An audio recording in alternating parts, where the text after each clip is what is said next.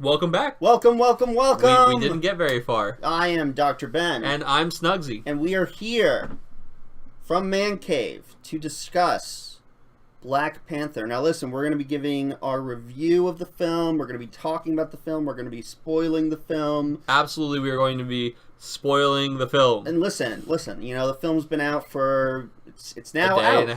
It's out. Shut up, it's out. If you saw it, great. Come and sit down with us. Discuss the film with us. Let us know what you thought of the film. Let us know what you thought of our thoughts. Mm-hmm. But hey, if you didn't see the film, maybe don't watch our thing right now. Yeah, maybe I would take it, put it over here, and then just watch it later. Just take a little thumbtack, stick it in there. Yeah. Leave it up there on the board for later. Yeah. But let's just put a pin in that. Yeah. If you haven't seen the movie, we're gonna ruin it for you. And honestly, don't just ruin it for yourself. Like, go see this movie. We'll start with that. Yeah. Go see it. Yeah, absolutely. But this is a fair warning. This is the last warning. Here we go. Black Panther. Holy shit. Wakanda forever. Wakanda forever indeed. We'd been hyped about this. We did the trailer review. I know that we got a lot of attention for that. We were freaking out. We were ready to go. It was everything that I wanted it to be and so much more. Yeah. I went in with low expectations, and not for like what we were just talking about with Solo, where I was skeptical. I had low expectations because I don't know anything about this hero. Mm-hmm. They already had sold me on the hero and done what I thought was more than I ever needed to see a Black Panther in my life. In Civil War. Mm-hmm. And just like I was coming into this like almost how I went to see the first Iron Man. Right. Where I don't know anything really about this guy, but it looks like a really cool movie. It's a fun idea. I'm really interested in it. Same with Ant-Man, too. And then it was like, wow, this is just fun the whole time. It blew me away. I love that it didn't get too tied down with tying the other movies together. Yeah, that's that always... it was its own thing entirely. That's always one of the things that you have to be careful with, like, the Marvel movies, because, you know, we've got... Like, I absolutely adore the Marvel Cinematic Universe. Like, it's the thing. Oh, I mean, honestly, we eat all of them. Slightly biased. We eat it all up, but and we're always like, you know, very concerned about continuity and everything like that. You know, we've got Infinity War on the horizon, so we're like, okay, what's this? But we sort of knew going in that this was going to be a very solo outing, and it was going to be a very politically and world viewingly like important film. Yes, I felt. Yes. You know. Okay. Yeah. You know. Just the themes. Yeah. The cultures and stuff. Yeah. And this is just coming from like two dumb white guys, but like two dumb white guys. But like it's important to have that representation and everything, and you know see people of different color and see people of different gender just like being portrayed like in a very like strong way. And of course, it set all kinds of records. Yeah. But the movie shouldn't be celebrated. Well, like, of course, it should be celebrated for breaking those records. But I'm saying it's not only because it's record breaking in these ways. Yeah. Like this movie, ignoring any of that stuff, it's just great. A good movie. It's just a great movie. Yeah, it's just a great movie. It doesn't need these little extra superlatives. sprinkles. Like these are extra sprinkles on a beautiful, delicious Sunday that we got to gobble up. It was so fun. Yeah. Everything like It was it was so fresh. Yeah. It was the world of Wakanda was just like insane. Oh my goodness, cool. And the little attention to detail on like their tech. Yep. The way that the vibranium works in their society, how they tattoo it onto their lips, like the fact that they can take the vibranium and put it into some kind of ink. They weave it into their clothes, and they were able to like do everything. Do this like weird overlay, like like at the beginning of the movie when he was taking a look at like the trucks that were coming and everything. Oh, the sand kind of that like thing. Shows the yeah. Oh yeah, it's like a 3D active model made out of almost like little magnetic sand. I guess it must be like vibranium sand or something. I just got goosebumps looking at that. It was just cool. It was so cool. Yeah. And when claws even like they weave it into their clothes. Yeah. And then a little bit later on, you have the guys who are all wearing what just seems like a ceremonial drape, and they're like shields up, and they throw the drape, and like a huge like plasma shield kind of comes out of it. And it's like, oh, that's so cool. It is woven into their clothes. You also see like how it sort of like it, not just the shield, but like also like the function of the Black Panther suit, you know, like with the whole kinetic energy and everything like that. Oh my god, that was so cool. I know that was something that like really jumped out for you. Right, we had stopped and talked about how you can see the Black Panther suit is purple. Right. What does this mean? Blah blah blah. What's the difference between the purple and the gold suit? In the movie, the suit absorbs kinetic energy. So let's say like because it's made of vibranium. Right. I punch the center of the suit really hard. It starts to go purple to show that like energy has been stored. Yeah. The purple is brighter where the biggest force of impact was, but it obviously gets dispersed through the suit a little bit. Right. And then it's like you hit it again, or it hits capacity, or I guess they decide to release it, and this energy blast. A force equal to... You should really see the Hot Toys figure for this one. it's breathtaking. Yeah, I believe it. Yeah. But what I was talking to you immediately after the movie about was that the continuity with something like that is very dangerous. Like, every time you get hit, it glows on that spot, and it's like, okay, well, anytime like shrapnel hits his suit... If you're introducing this thing into this movie, you're introducing it because... It's a Chekhov's gun, right? Like that gun is gonna fire. Well, obviously, right? Like, but I'm saying that's gonna continue, right? Yeah. Like, of course, it was going to as soon as they're like, your suit has this capability, it was going to get used 10 times in super important ways in the movie. Yeah. But what I'm talking about is like he gets knocked to the ground and hits the ground, his back glows purple. Like he catches a bullet in the shoulder, his shoulder starts glowing purple. Yeah. Like everything in this movie, anytime it was so consistent, and it was very impressive because. You're waiting for that moment. I'm waiting to catch him. Like, that should be glowing purple. And every time, it was absolutely... And it was so cool, all the uses of it. Like, anytime a bunch of people were beating up on him, I was like, oh, here comes the boom. You're fucked. Ready or not. Here come my boys from the south. Like, just a big kinetic explosion. Here comes the boys from the south. And, yeah, exactly. And I think that it was cool how he has a choice between two suits. Yeah. And he chooses the silver, like the low-key one that has the purple force. Yeah. And he's like, I don't want that gold flashy one. And the first thing Killmonger does is he takes the gold flashy one, and it has the gold energy. It's cool. His sister, what was Shuri. Her name? The smartest character in the Marvel Cinematic Universe, yep. right? Yep. Brilliant. So well represented. This what a great actress. The director, Ryan Coogler, said that this film was sort of like the Marvel Cinematic was the Marvel Cinematic Universe version of James Bond, and it really felt like a James Bond movie. Right, it kind of was. She's the like globe trotting. Yeah, she was like cute. There's like the globe trotting. They went to South Korea and everything like that. Let's talk about couple car chases. Yeah. So let's talk about our hero and like sort of like his hero's journey. Yeah, let's break it down. So obviously, he comes in and T'Challa. His father had just been murdered in Civil War. And now this movie takes place 1 week after, canonically. Right. And now he has to assume the mantle of king. What do you think of his whole like journey in terms of him becoming king and everything like that? I really liked how they had like the ritual. Yep, they had the ritual fight. People are allowed to challenge. So what do you think of M'Baku?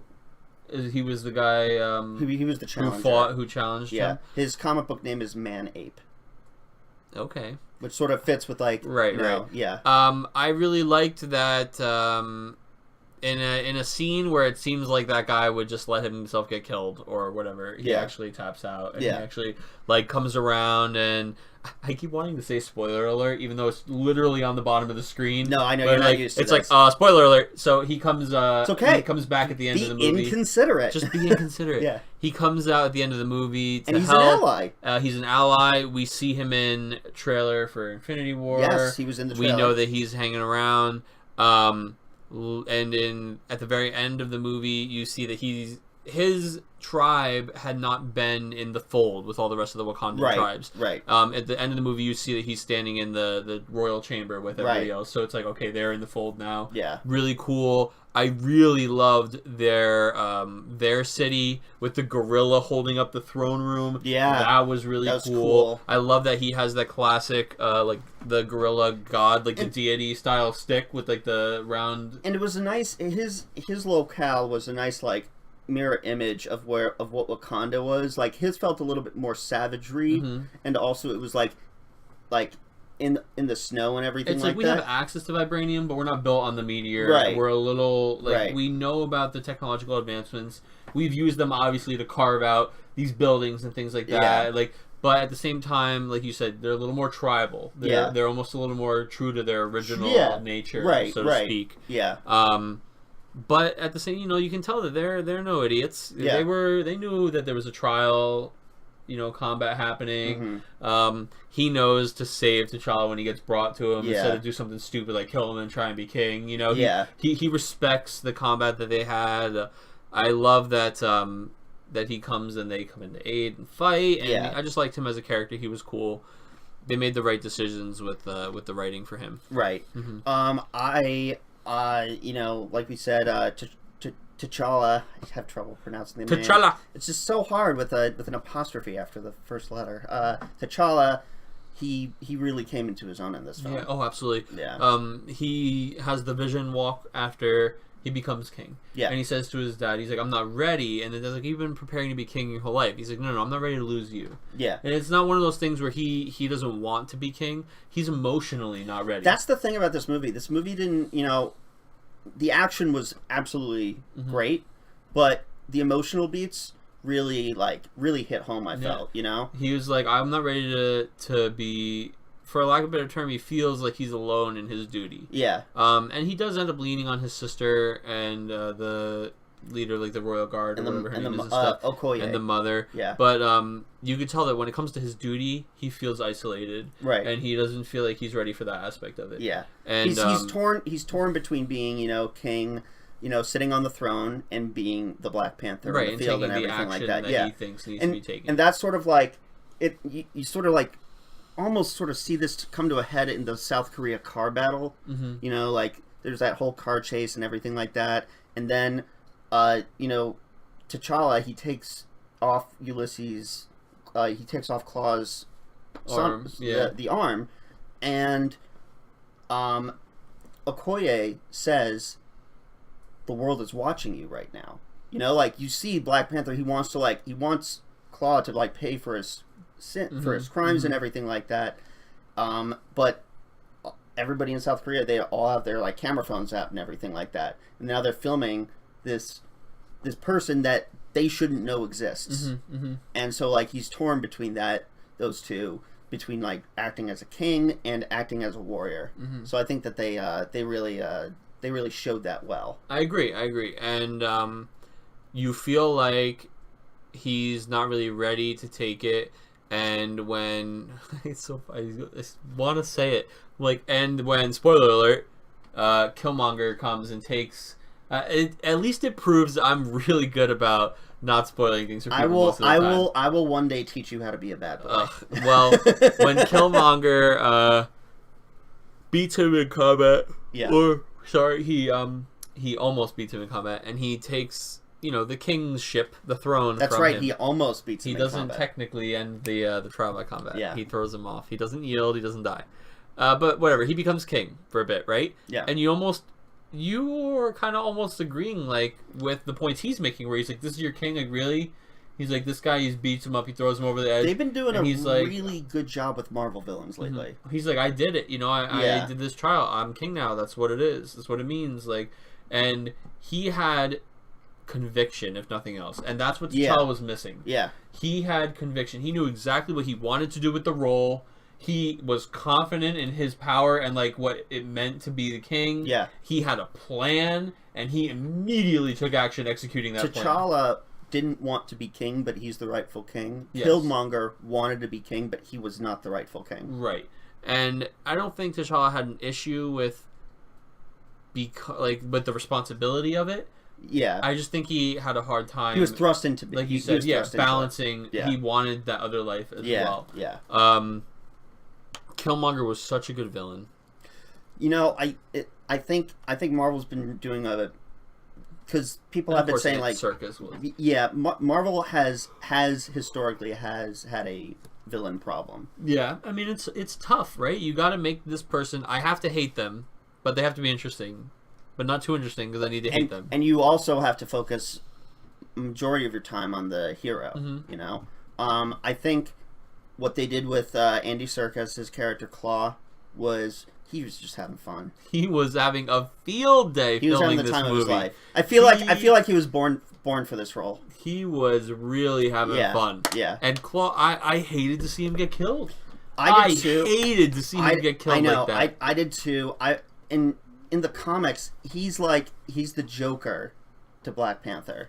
Like he is one of Black Panther's main villains, and so like to see him killed was like. In like a junk, like after all that, he's killed like in a junkyard. But however, I will say, I think I got my fill between Age of Ultron and Black Panther. Like I think we got the Claw. I think we got the perfect amount because I think if you think about it, Killmonger makes a much better enemy or a much better villain in this film as sort of like the mirror to T'Challa, and Marvel really likes their mirror villains and everything like that. Right.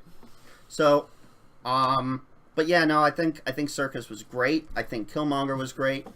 One of the best villains, and I think how did you like how Killmonger went out? I thought it was cool that he decided, you know, like, no, this is it for me. Yeah. Like, this is where I'm done. Like I'd rather die here than live my life in bondage. And of course they make the comparison culturally to what's going on in the world right now. And I thought it was a powerful moment. Yeah. And I liked that losing didn't take anything away from him. Yeah. Yeah. I liked that losing. Yeah. He was like, yeah, I lost. Like, hey, I got to come here. I got to see Wakanda. My dad always told me to come see it. You know, he had some amount of peace isn't exactly the right word, but he you know, he was like finished. Like he'd done what he wanted to do. Yeah. At least to an extent, and he had that peace of mind. He was able to achieve what his father had wanted him to see. Right. He was able to see what his father wanted him to see. And yeah, I understood where he was coming from and why he did what he was doing. Like like I was telling you that moment early on where he's like, ask what my name is. Like, ask what my name is. He was ready to, you know, claim I am such and so. I found my dad murdered. You know, you're the son of a liar. He had like such conviction. Yeah. Exactly, you said the mirror, the opposite of T'Challa. Yeah. He knew exactly what he wanted to do and how he was going to do it. Right. And that made you almost root for him a little bit. Yeah. Like, while obviously I need T'Challa to win in the end, I wanted Killmonger to succeed an amount too. You know. Because Killmonger was wronged. You know. Yeah, he was. He was absolutely. Yeah. And where's his justice? You know. Right. That we keep talking about. You know, we need to be out there and saving the world, and we need to take care of our We have all these ourselves. Resources. We have all these vibranium resources. Why are we not sharing them with the world? Yeah, and he's like, I've seen people get fucked up, and I'm here to stop that. Yeah. You know, and that ends up being what they do anyway. So it's like he had the right ideas. And obviously went about them maybe the wrong way. Shitty execution. But, I mean, I don't know. He started to get it done. Well, it would have been a very shitty execution. Well, yeah, because he kept on saying, like, I'm going to be sending out the vibranium to my war dogs, which is why Martin Freeman's character, Ross, had to, like, shoot them down and everything like that. And Martin Freeman, he was the only crossover character, as I called them. No, Claw was... Well, Claw was too, yeah, but... Claw's like villain got killed. I'm saying like no other hero came in and stole any amount of the spotlight. From this movie. Oh yeah, no. It was a Black Panther. This was a Black Panther movie through and through. Yeah. And even the first after credit scene was still just a Black Panther credit scene. I felt that the woman stole the show too. Okoye was awesome. Oh yes. Okoye was awesome. And when she had that conflict where she like with her husband, no, not even when before that when she's like, yo, you have to serve the throne, like I served that that's throne. Right, yeah. that scene with, was T'Challa. very, very emotional. With well, I thought it was T'Challa's sister, right? Where she's like, "You have to stop them. You can't do this. You can't let them do this." And she's "Yo, right after Killmonger, Killmonger, yeah." She's like, "I served that throne. Like whoever sits in it, kind of thing." Yeah. And that was interesting too because you saw like she struggled with honor versus what she thought was right. Yeah. Which wound up being kind of the theme of the movie, right? Like struggling with culture and everything versus what they knew in their heart or what they knew was right. Struggling with what's written or struggling with what's in your heart. Right. And of course, you know, what was right or what was in the heart wins out. Right. But you or sometimes it's like that little gray area. But you could really sense all of the supporting characters. You could really sense their struggles too. And Wakabi, that's think about T'Challa's friend. Or what was his sister's name? I'm sorry. Sherry. How when the monkey god guy, when he comes to the fight and he's like, what the fuck is going on here? And he's like, you have your all of your technology run by like this child, and she makes fun of the whole ceremony. Yeah, and you almost feel like she's not mature enough. She's or whatever. 16 in the film, right? But she also absolutely kind of like takes control of her role. Yeah, and she overcomes her conflict too. She makes the gauntlets for herself to fight. And she has no qualms about like, all right, guys, we're fighting. I'm fighting for Wakanda too. Not to use the term from Ned from Spider-Man: Homecoming, but she was a guy in the chair. But she really wasn't. She was the tech guru. Yeah, but she was not in the chair. Martin wound up being, or Martin Short, sorry, whatever his No, she ended up doing something similar to what he did because she was driving the car thing. I know. Yeah. I'm saying, but like she wound up going out there. Yeah, and he wound up being a guy in the chair, basically. Yes, later on. But yeah, I loved that, and it didn't feel like how we talk about like most of the time in a lot of these shows, like when the guy in the chair character, after however many seasons or whatever, not just shows but like other media, becomes like a side hero. Yeah, usually you're just like, I can't wait to put on a suit. Couldn't you just stay the guy in the chair? This one, she felt like she belonged out there fighting on the sidelines. Well. Yeah, because she had created a lot of the weaponry. She knew it better than him. Yeah, you know, so she created those gauntlets for herself because she knew, like, oh, I want to be able to fight. It's almost interesting that she hadn't have like a suit for herself or something. So in the comics, right? She and T'Challa actually have a more like frictiony relationship, and she actually assumes the mantle of Black Panther at some point. Black Cougar.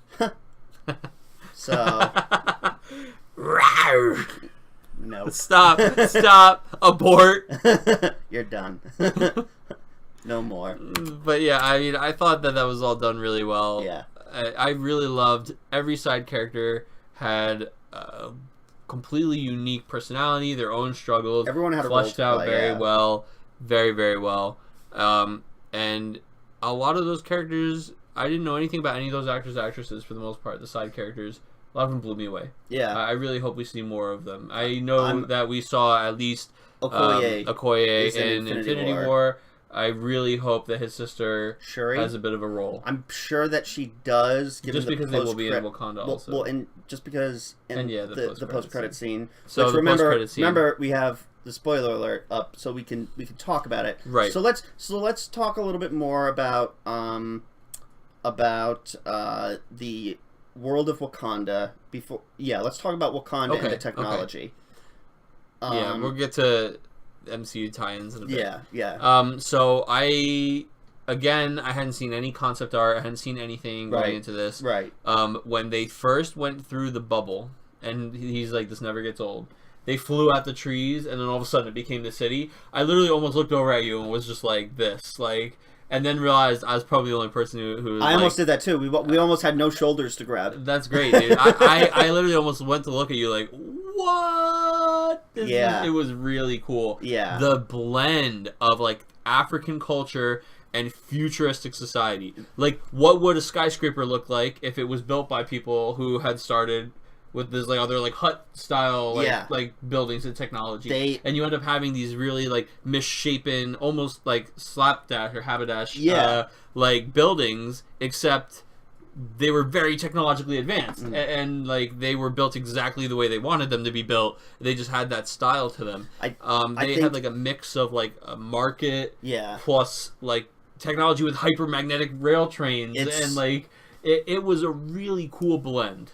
Yeah, it really was. I felt that the way that they showed the Afrofuturism, because like seeing it in paper form is like one thing, but like seeing it this way was just. I wanted to live in that world. It was so cool, and I love that that's a setting for a large part of Infinity War. Yeah, like I love that that's a. And apparently, when they were doing, I think like the reshoots of Black Panther, and when they were filming Infinity War, they would go to each other's sets. Oh, really? Yeah.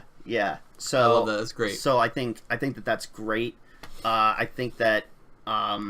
Wakanda was fantastic. What did you think of the technology? The beads. I love the beads. Like that. Were so cool. I think they're called Kamoye beads. Yeah, they use them for everything. Yeah. They use them as the EMP. They use them to communicate.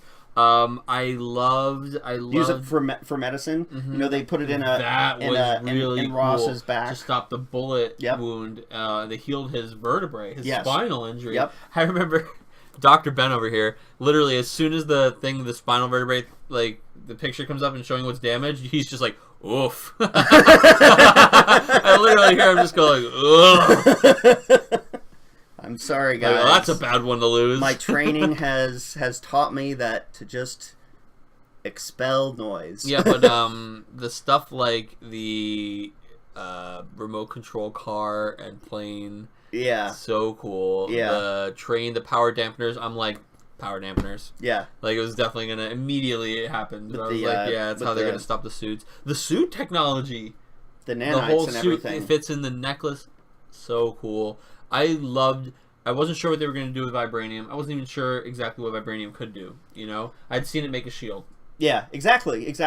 This was everything but make a shield. This was vibranium's coming out party. It really was. Including, like, especially at the end of the movie, it was its coming out party to the world. Oh yeah. What could you, sorry, no offense, but what the fuck could Wakanda possibly offer to the rest of the world? Everything. Credits. He just smiles like, you motherfucker. Every goddamn thing. The spear that Moy uses. Okoye uses. Okoye, sorry. Let's. What I want to talk about. I want to talk about the North Korea stuff, or the South Korea stuff. The South Korea scene. Yeah, when we went to that like casino and everything, I noticed that you got pretty excited over that tracking shot. That was pretty cool. Yeah. Where we saw Okoye battling, and then we saw T'Challa battling, and everything like a claw. It was and great everything. cinematography. Yeah, I thought that whole sequence was fantastic. We also got Stan Lee's cameo. Nice. Stan's cameo. I'm just gonna take these. Keep them over here for safekeeping. Just some craps chips. I love that I remember a couple movies ago it was supposed to be his last one. I'm glad that he's still doing those. Yeah. It's just that setting was really cool. The casino, all the fights. Like as soon as they go in, they're gonna get made. Yeah. And she immediately is like, "I've been made," and just stabs the guy, another guy. She doesn't just do that. She tears off the wig because she was talking about how much she hated the wig, and then she just starts going fucking fierce on everybody. I thought it was fantastic. It was great. I mean, for that was pretty much the only setting outside of Wakanda. Yeah. Other than the Oakland 2 or 3 scenes, and there were also there were scenes before and after the movie that were flashback. The flashback to when we saw King T'Chaka confront Killmonger's father. What'd you think of the dream walking? The dream walking I thought was fantastic. I thought it was great. I thought in the comics, he eats the heart-shaped herb, and he's able to go on these spirit walks and everything. And I, unfortunately, I'm not well versed in the Black Panther comics as much, but I know enough. I know some of the stuff, but I thought it was really neat. I thought it was really neat. He saw the different Panthers, and one of them was his father. I thought it was fantastic. Yeah, and we also got to see what Killmonger's version of that was. Yeah, I mean, I didn't, but yes, Well, I had to go to the bathroom. Sorry, seems like a good time. Yeah. Ben just kept telling me I didn't miss anything when I asked him multiple times what 5 minutes of the movie had happened. Sorry. But yeah, no, overall the setting and everything in that movie was just absolutely excellent. Which brings us to the next thing we were going to talk about: the music. Music. It goes hand in hand. It's the yin and yang of putting me there. Yeah. Right. The setting was excellent, and the music was over the top. What I knew that Kendrick was involved doing this album, all the music production. So apparently, Ryan Coogler, the director, he brought Kendrick Lamar over to like the Disney lot, and he's like, "I want to show you, like, because I'd like for you to do some songs for the movie." And so he watches like some scenes and everything, and then they're leaving the office, and he's like, "I'm gonna do all the songs for the movie. I'm gonna do a completely different album." Actually, I'd like to do all of them. Yeah. So there is an entire, like, I want to say like maybe 13, might be more. I think it might be 13 songs that Kendrick Lamar did. Score, yeah. It was great. I mean, we had everything from like trap beats to tribal beats. Yeah. You know, there was full blown African culture, like drums with everything fit. Everything fit. Yeah, you know? yeah. Absolutely, it did. Every time Killmonger had a scene, it was like the hi-hat rolls and like the freestyle rap hip hop stuff. Then you would go to like any of the rituals was always the tribal music, very very culturally strong tones. Then of course all the action scenes. It's just high energy.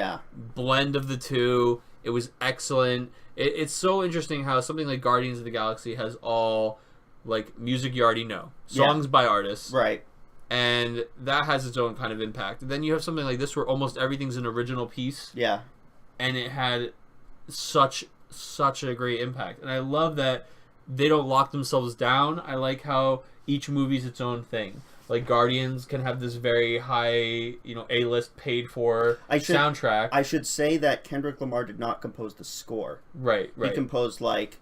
Right, the songs, the actual... Right. I get it. Yeah. I know that the score is a group effort. Right. But I am saying that overall, even like the songs, there was only maybe one or two that were like actual, like I knew what song that was. Oh, okay, yeah. Music, you know? A lot of it was like original written for the movie actually stuff. 3 technically because Ulysses Claw was singing What Is Love. Yes, he was singing What Is Love, Baby Don't Hurt Me. Yeah. God, he was so good. But we had to touch on that at least. Would you say that he was the Tolkien white character? Yeah, he was the Tolkien white character. Yeah. Perfect. So what going in, what did you expect from this movie, and how did it match up? I mean, I'm not super well versed with Black Panther, so I didn't. Right, neither am I.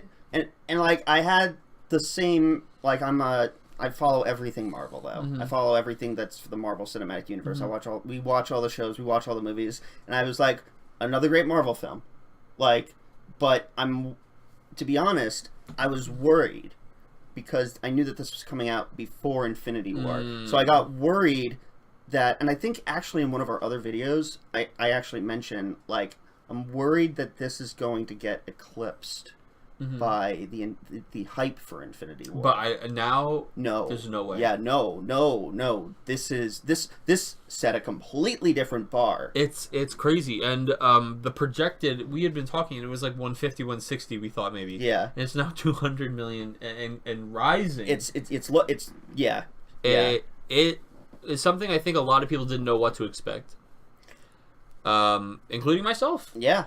And when we say just go see it, we mean it. And I think it also. I think it'll blow almost anyone away. I think it also is doing a lot of good for the world right now. I think it's sending out like a really it's a movie that it's a very positive movie.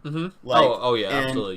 Yes, you can. And I think like whatever politics you like, this is more of a decency thing. I feel I feel like politics has crossed over to the world of. People use the word politics, but it's really decency. It's like human ethics. Yeah. Like, I think that this is what we need as a healing world right now. Not just our country, the United States, but like, I think that this was something that the rest of the world also needed. Yeah, and that's one of the themes in the movie. Yeah. Is like, we are doing our own thing, fuck them. And it's like, but the world, like, what if we just work together to help the people who need help? Yeah. No matter who they are or where they are. And that's the note they end on, is that they decide we should help people who can't fight for themselves. Yeah. And it was really, like I said, I didn't know what to expect. I was excited for it. Now, I was blown away. What was one of your favorite scenes? One of my favorite scenes in the movie. That you feel might have been overlooked. Man, that's a tough one. I'll give you mine. Okay. All right. It's actually the scene before the credits roll. When he's in the UN? No. When he and Shuri are looking at that building where Killmonger's father was shot. He's like, I bought it. Or like murdered. He's like, I bought it and everything, and the kids are coming over to check out the plane and everything like that. There's this little kid that comes over and he's like, who are you? And then Black Panther just smirks. And I'm thinking, like, that's pretty cool, because I know that young black kids are going to be thinking, like, hey, now I have, like, that sort of hero to look up to. Like, and I know that, like, you and I have always sort of, like, we've had that, but they didn't. And I think that that's really cool that they have that now. Yeah. Like, just that tiny little bit, I felt was one of the best scenes in the movie. Yeah, I like that he had always tried so hard to hide who he is and not answer questions like that. Yeah. And then the kid is like, who are you? And he smirks like he's going to tell him. Yeah. Like he's like, I'm ready to let you know. Yeah. Like, so mine is probably... I really, really enjoyed... this is just the choreography, rather. Yeah. I loved the tribal, like, fight scenes. Both times. I loved Killmonger fighting him. I thought was a very powerful scene. And I loved even the first one, when the monkey guy... M'Baku, and just, first of all, the culture of all that was so cool.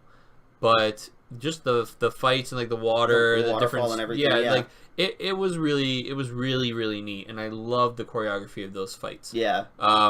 It always gets a little messy when it's like 500 guys on each side are fighting. Yeah. And so kind of like hard to discern who's on each side and everything. The 1v1 stuff I thought was handled really well, and they drained the Black Panther power from him. I thought that was kind of cool. That he's a superhero where when he's gonna have those fights, they can literally turn it on and off. Yes. Although apparently it can no longer ever be turned on. Right, because they burned it. Burned it all. What did you Smart think? Move, like literally brilliant, good move. I like how the CIA guy's like, it's absolutely, I would have done that. That's what he did. He's trained to do that. Destabilize. Yeah. Real quick, I want to, because I feel like we didn't really talk about it. Okoye and W'Kabi's relationship.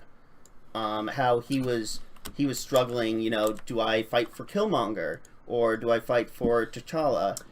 I forgot that they were together. Oh, okay, yeah. She mentions it like they literally they mentioned it one time.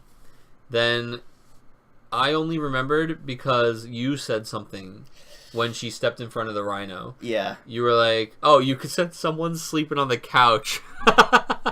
Or something. When did I say that? When he comes up, he's like riding the rhino. And he's like ready to like fuck shit up, and she literally just comes over and just like stands in front of it, and he stops in front of her, and you just lean over and you're like, someone's sleeping on the couch. That's right, I did say that. And I was like, what? Oh yeah, they're married. And like that was the thing that triggered it for me. There's probably another scene or two with them where they cut it and it's in the extended or in the deleted scenes or something. Yeah. I'm sure there was exposition and they decided it wasn't as necessary. But I did miss a little bit. I kind of forgot. So I think that he had his conflict. Yeah. I understood. Yeah. His arc was good and her arc was great. And I felt like the way it crescendoed like at the end with the rhino and everything like that, I felt like that was... It might have just been perfect. A little more impactful if they had another scene together. Right. Because even that one that we're talking about, they weren't together. She was like calling it on a hologram. Yeah. If we had ever seen them have like a hug or a moment or anything at all, that's true. It might have been a little different for me. That's a good point. Because you literally never even see them in a room together talking. Do you think? And I don't know if this sounds weird, but do you think that if they did show like any sort of affection, that would lessen her guise as a warrior? I don't think they should have done like a hug kiss thing. Okay. I think I would have liked to have seen them in a room together at some point before that last scene. Right.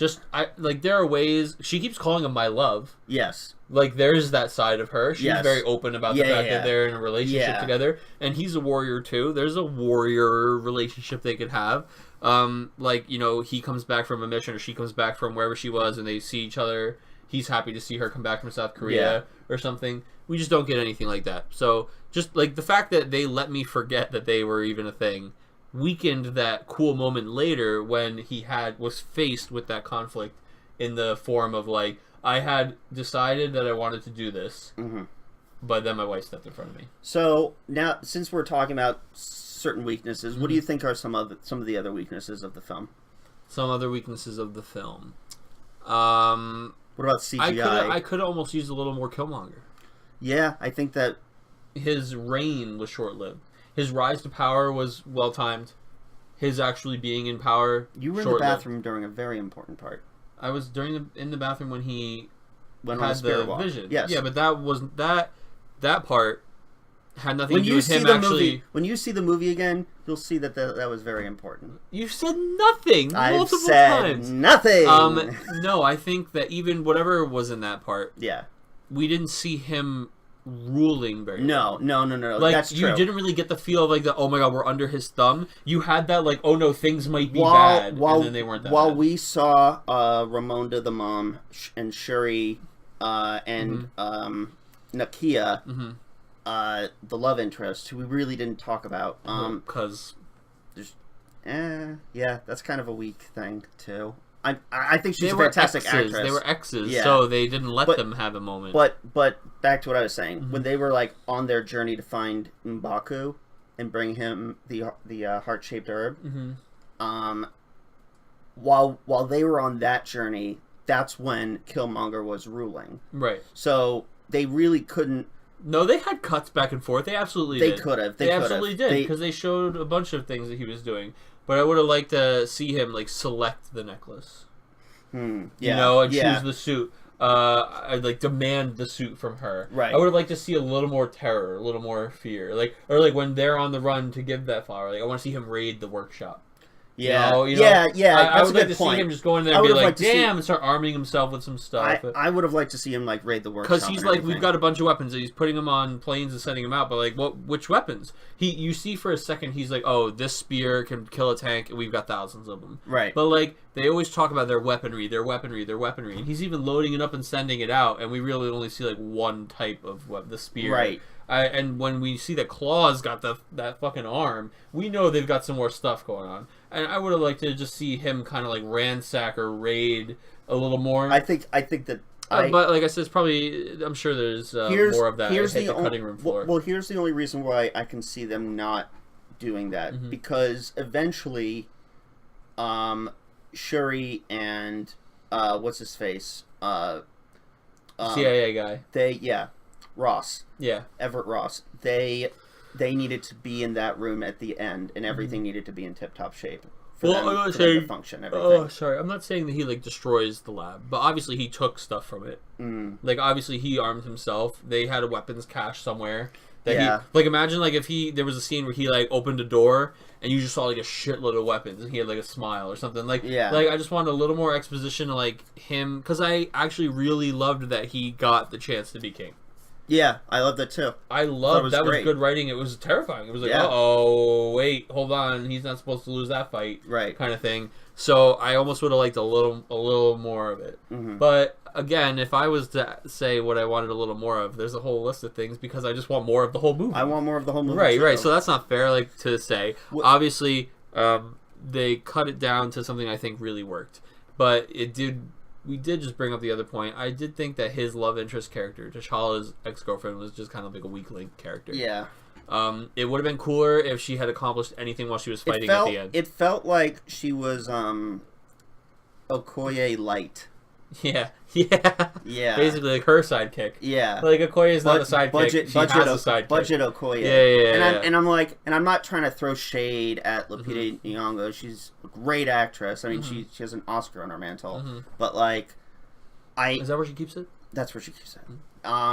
But I think that there wasn't much for her to do. If you have an Oscar-winning actress, then maybe give her more to do. Give her more to do. Maybe give her more to do. Yeah. Maybe give her a little bit of a bigger part. Yeah. But I mean, all in all, I was very happy with a lot of their choices. What did you think of the CGI? It was fine. It was good. Yeah. Okay. Did you have issues where you didn't like? I think that usually if there's ever a part where the CGI feels a little weird to me, it's because it's a part that's obviously made for 3D or like for the IMAX. That's a good point. And I'm just like, oh, okay. That might have been it. Yeah. That might have been what like, oh, this thing's supposed to pop out at my face. Obviously, this is made to do that. Yeah. So I always take that with a grain of salt when we see it in IMAX 3D. I think the waterfall stuff could have. So it looked great, but the cliffs where all the characters were standing, I think a little rough. Yeah. I felt like I felt like it looked a little rough.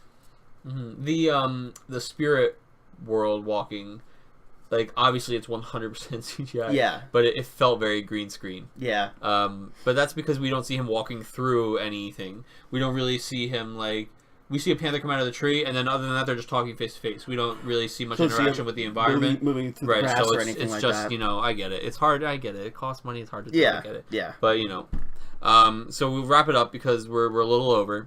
Let's just talk about what Black Panther means with things in this movie that impacted the MCU. There weren't a lot of them. No. But the few that did happen were super big spoilery things, so we do want to hit them real quick. There's one thing that I was expecting. No, I shouldn't say I was expecting, but we were curious about what the Soul Stone.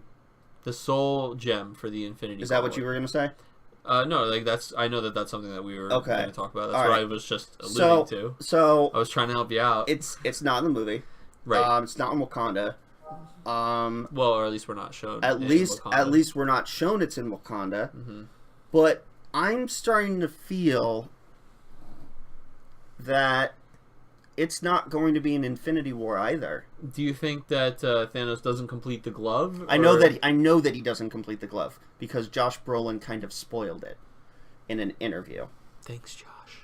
He said in an interview with Good Morning America. Well, if he completed the glove, our heroes are fucked. Right. Well, first of all, I think that our heroes are going to be fucked at the end of Infinity War. Like, full stop. I think a bunch of them are actually going to die, but then be brought back to life in 4. Soul Gem. Yeah. That's what it does. But somebody pointed out something very interesting. Red Skull, killed by the Tesseract. Malekith, Thor the Dark World villain. I know you had. I literally was like, I don't recognize that name at all, so it's got to be the Thor the Dark World villain. Killed by the Aether. The Aether. Let's see here. Power Stone killed by kills Ronan. Ronan was killed by the Power Stone. Yeah. And then there's the Mind Stone. Vision kills Ultron. Very interesting that all of these fuckers were killed by Infinity Stones. What if? See, the Infinity Stones all want to be together. What if they're not dead, but the Soul Stone is able to resurrect whoever's killed by the Infinity Stones? And like, oh, here come all the villains. In Avengers 4. They become Thanos' new generals when his other 4 kids get killed. That's a pretty cool theory. I dig it. That's pretty cool. Yeah. So yeah, they didn't show the gem. And if that's true, and that's what Marvel's been doing this whole time, aside from this whole 10-year saga, we got him. Well, no. Well, oh, okay. Bravo, killing everyone with an Infinity Stone specifically. Bravo. Good job. Yeah. But yeah, it wasn't shown in this movie. Yeah. So we were wondering if maybe it would be. kind of glad it wasn't because, like we I'm glad said at too. the I very think beginning, it would have this taken movie away. had its own identity. Yeah, it would have taken away from the whole Black Panther thing. Ross was the only crossover character. Circus. What? Andy Serkis. Okay, Ross and Claw. I mean, Avengers-wise, like... Yes, like... Andy Serkis was in... I get it. Age I of mean, Ultron. the fucking heroes, not the villains. Hero, yes. The heroes, like, there isn't, Cap or somebody in this movie detracting from... Yes. It's all Black Panther and the one CIA guy. Do you think that... Did you... Because I kind of had a feeling that... I knew that when Shuri took care of Everett Ross, she said, "Oh, you're just like that other white boy. Broken white boy. Another broken white boy to fix." Did you think that Bucky would then show up? I was literally like, okay, I'm glad they mentioned that Bucky has shown up. Yeah. But when she said that, it also makes you think that like they fixed him already. Yeah. Like, oh, another one to fix. Right. Like, we fixed that one, now here's another one to fix. Okay, yeah. I get that you could also read that as, like, we've got a pile of broken white boys. But I read it as, like, I got the impact that she was just, like, kind of excited, like, oh, I completed that challenge, here's another one Yeah, for me. no, I did too. And then, of course, in the second after-credit scene... she's at this little village on the outskirts of Wakanda, and we see Bucky come out of a hut, and she's like, "How are you feeling, Sergeant Barnes?" So before we actually go to that one, I just want to quickly backtrack to the other post-credit scene. World at large now knowing about vibranium. Big deal. Yeah. Well, that's why, I mean, Wakanda gets attacked. Yeah, like... Immediately, Wakanda gets attacked. Yeah. I need to make the city's defenses. Holy shit! What are they doing here? Cap shows up for his shield. Like everybody's like, whoa, vibranium? This is not a good idea. Cap's like, I needed some of that. I'm gonna go there. But yeah, so really, the overall impacts. They're small things, but they set up directly in Infinity War. Yeah. The world knows about Wakanda. The world knows about vibranium. We already saw that we think maybe Tony's borrowing some of that technology. Maybe he's doing the bleeding. Maybe that's how he's doing the bleeding edge. Maybe Vision is borrowing some of that technology to not die. To not die. That's a good point. I didn't think about that. Maybe the heroes show up to Wakanda to augment themselves as well. Yes. To fight Thanos. Yes. And that's really cool. Vibranium being in the arsenal, besides just Cap's shield, is excellent. Yeah. And Bucky's getting a fucking vibranium arm. Absolutely. Bucky's getting a full Ulysses claw and vibranium arm. I think that Falcon's wings might. Yeah, like I would not be surprised if they show up and get a full upgrade. Yeah. Which would be cool too. Like what a cool scene. Everybody gets a little upgrade. We see Black Widow use. Like, she's, like, stabbed somebody with something. We don't, like, maybe it's somebody's that she took or borrowed and killed, or maybe she gets, like, a cool vibranium thing to use as well. I think it might be one of the villain spears. Yeah, but maybe she gets something. Right, that's what I'm saying. The heroes show up, everybody gets an upgrade, Banner gets a suit, Spidey gets upgraded to the Iron Spider. Like, I think there's going to be this theme where they are like, whoa, we aren't ready to go toe-to-toe with this guy. Here's new toys. And they hear about the new toys, and they are like, this will be everything we need. Yeah. And then maybe they also realize it's still not enough. Right. Right? Like, we have this moment where the heroes are like, oh, here's our, our perfect, our thing, our counter, our answer to this problem. Yeah. Not quite. Not so simple. Go ahead. Going past this, or is there anything else that you want to talk about for what this leads up to Infinity War in the MCU? That's really it. Wrap it up. Black Panther 2. I haven't thought about that yet. Okay. Honestly, it's going to be a long way away. Yeah. I don't know. I think that Black Panther 2 will be way more of a tie-in like the other movies are now. Once, it had its own movie. He's already kind of been tied in with everybody. Infinity War, everyone's going to... So I think Black Panther 2 would probably be a little more like Cat movies. I actually think it's going to be a lot more standalone. Yeah. With maybe one or two heroes in there. Well, I was saying because they have everybody coming to Wakanda now. Right. Wakanda is very much like, I almost feel like let's build a fucking Avengers Tower in Wakanda. Exactly, right? Like it feels like, whoa, why would we not have a base of operations there? Right. So I just imagine that in general, Black Panther, T'Challa's character will be more involved in the MCU because he's more involved with the Avengers. In the past, he just kind of wanted to take out the guys who he thought was responsible. He wanted to kill Bucky. He was not an Avenger. He just wanted to kill Bucky. Yes. He's going to become an Avenger. Yeah. He's going to be on the team. Right. You know, so I think he's going to be a little more involved with the other heroes after this. But I think it'll still be pretty standalone.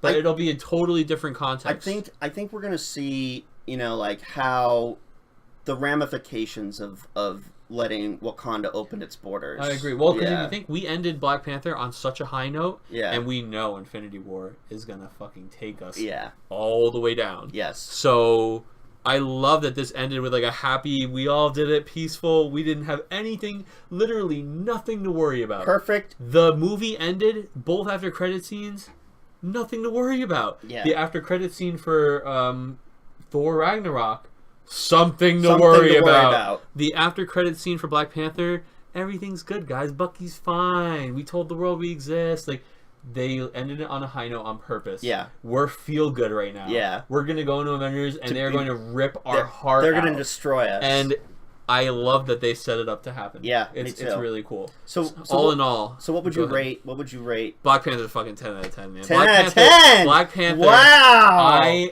I liked Black Panther by itself on the first view more than I liked a lot of the other Marvel movies. Is it in your top 5 Marvel movies? I mean, you have to sit down and you have to like look at them all. I have to watch it again. Yeah. It's up there though. It's in the running. Yeah. I think it's the original like Iron Man is way up there. Yeah. I love the original Iron Man. Yeah. Civil War is way up there. The first Avengers is way up there. Age of Ultron actually doesn't make it that high on the list while it was cool. No, I just felt like a lot of other things kind of overshadowed it. Guardians of the Galaxy is up there, but Black Panther might be up there. Black Panther might be like Guardians, where I didn't know anything about it. I went in with low expectations. I didn't know whether it was going to end up in my top or my bottom 5. Yeah, and I was pleasantly surprised every step of the way. Black Panther really blew me away. I loved it. Yeah. What about yourself? It's 10. It's a 10. It's a 10. I need to see it one more time just to be like 100% sure, but I think it's in my top 5, which is already loaded. You know, I've got Winter Soldier up there. I've got Civil War up there. I've got Homecoming up there. Oh, Homecoming. But this is why, like, when I left The Last Jedi, I know this is a little crossover. Ooh. When I left The Last Jedi and I walked out of that theater with 20 things I wanted to nitpick. Yeah. I had 20 problems with the movie before I even got in the car. And people are like, that movie was perfect. You're just blah, blah, blah, blah. But, like, I honestly felt those things. Yeah. I felt them watching them happen. I was like, ugh. It's a movie you have to sit on. The whole movie, I was just like, yes, yes, yes, yes, yes. And I left it just like everything was great. Yeah. I didn't have a problem. Yeah. We had a hard time, like, I guess I could pick apart some weaknesses. And those are weaknesses that, like, are probably on the cutting room floor. And they're more on like they probably thought of it. They're more on like the technical. They probably thought of it. They probably do have a scene with Killmonger doing more ruling stuff. They probably do have a scene with those two having their relationship. They probably do have another scene with Nakia. It's just like I'm sure they're in deleted scenes or some extended thing. You know. I don't believe that was a shortcoming. I don't believe it was something they forgot to do. I know that the script, the original plan, was to show T'Challa at Oxford College during his university years. So they would have met, and you would have known how they became exes, probably. That I don't know. All I know is there was supposed to be a college scene, like that. Like it was written but never filmed. Interesting. Yeah. But yeah, all in all, I mean, obviously, if you've watched our spoiler alert, hopefully by now you've either seen it or we've already convinced you, but really go. Yeah. If you like Black Panther, please tell us, what did you think? Yes. Are we crazy? Was it not a 10 out of 10 for you? Were there big problems we didn't notice? Were there really cool things that they kind of hid in there that we didn't notice? Like Infinity Gauntlet in the background level secrets that we might have missed? Just some did you guys see any juicy Easter eggs? Yeah, did you guys find any juice yourselves? Please feel free to share. Or any eggs Easters. Or egg Easters. Yeah. I never thought to go backwards looking for egg Easters. But yeah, let us know, like, comment, subscribe, jump into the comments, and let us know what you thought. Absolutely, and thank you for tuning into our first episode of Spoiler Alert. And we will be bringing more to you, and we will be covering pretty much every major Marvel movie or anything that we're talking about. Yeah. So stay tuned. Thank you guys so much for tuning in. Take care, and we'll see you next time.